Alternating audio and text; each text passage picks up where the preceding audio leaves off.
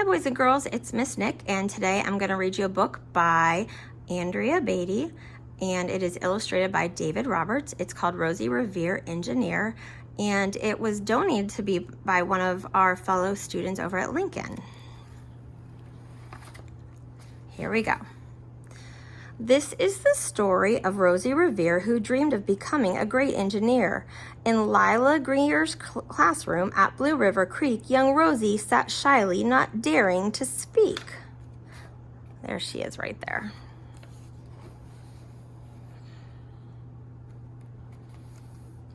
But when no one saw her, she peeked in the trash for treasures to add to her engineer's stash. And late at night, Rosie rolled up her sleeves and built in her hideaway under the eaves.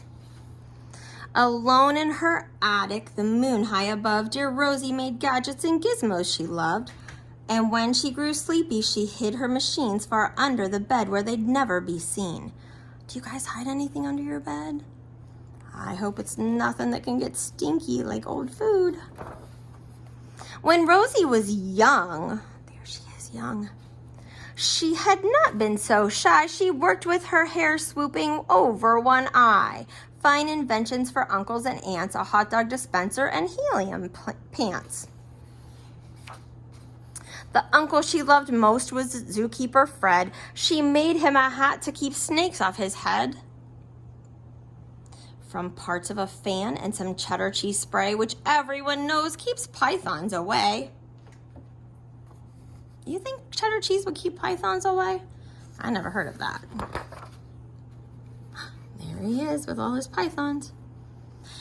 And when it was finished, young Rosie was proud, but Fred slapped his knee and he chuckled out loud. He laughed till he wheezed and his eyes filled with tears, all to the horror of Rosie Revere, who stood there embarrassed, perplexed, and dismayed. She looked at the cheese hat and then looked away. I love it, Fred hooted. Oh, I truly do. But Rosie Revere knew that could not be true. She stuck the cheese hat on the back of her shelf, and after that day kept her dreams to herself. Look at her poor face. Oh, check this lady out. She looks a little familiar to me. Oh, look at what they're building.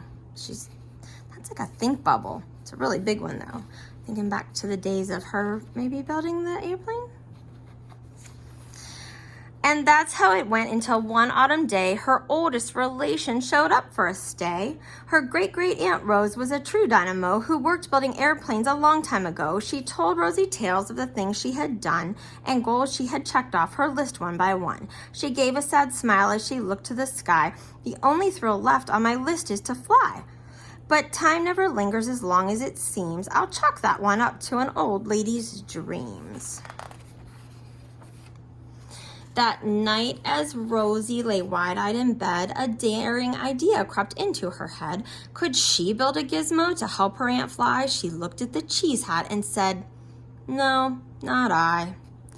But questions are tricky and some hold on tight, and this one kept Rosie awake through the night. So when dawn approached and red streaks lit the sky, young Rosie knew just how to make her aunt fly. She worked and she worked till the day was half gone, then hauled her cheese copter out onto the lawn to give her invention a test just to see the ridiculous flop it might turn out to be. What do you guys think? You think it's going to turn out to be a flop? I don't know. It looks like it has some wings. Got some wheels to get going. Looks like she's going to pull it. We'll see. Oh, look at how this text goes around the page. That's pretty cool. Strapped into the cockpit, she flipped on the switch. The Hello Cheese Copter sputtered and twitched.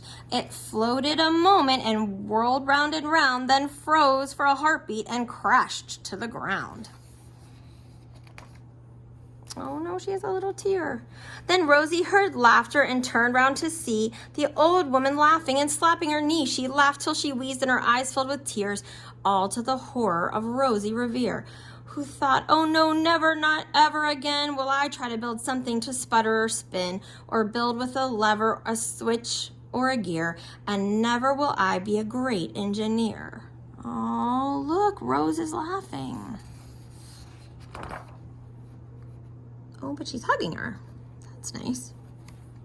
She turned round to leave, but then Great-Great-Aunt Rose grabbed hold of young Rosie and pulled her in close, and hugged her and kissed her and started to cry. You did it! Hooray! It's the perfect first try! This great flop is over. It's time for the next. Young Rosie was baffled, embarrassed, perplexed. I failed, said dear Rosie. It's just made of trash. Did you see it? The cheese copter crashed. Yes, said her great aunt, it crashed. That is true. But first it did just what it needed to do. Before it crashed, Rosie, before that, it flew. Oh, look at that. Looks like she's got another think bubble going on here. Like she's thinking about all kinds of cool stuff. Your brilliant first flop was a raging success. Come on, let's get busy and on to the next. She handed a notebook to Rosie Revere, who smiled at her aunt, and it all became clear. Life might have its failures, but this was not it. The only true failure can come if you quit. They worked till the sun sneaked away to its bed, and Rose tied her headscarf around Rosie's head. Oh, look, she's got it on now. And sent her to sleep with a smile ear to ear to dream the bold dreams of a great engineer. We can do it. At Blue River Creek, all the kids in grade 2 build gizmos and gadgets and doohickeys too. With each perfect failure, they all stand and cheer, but no one quite as proud as Rosie Revere. Well, that was a pretty awesome book, and she learned that even though we might not get it right the first time, we shouldn't quit. We should keep trying.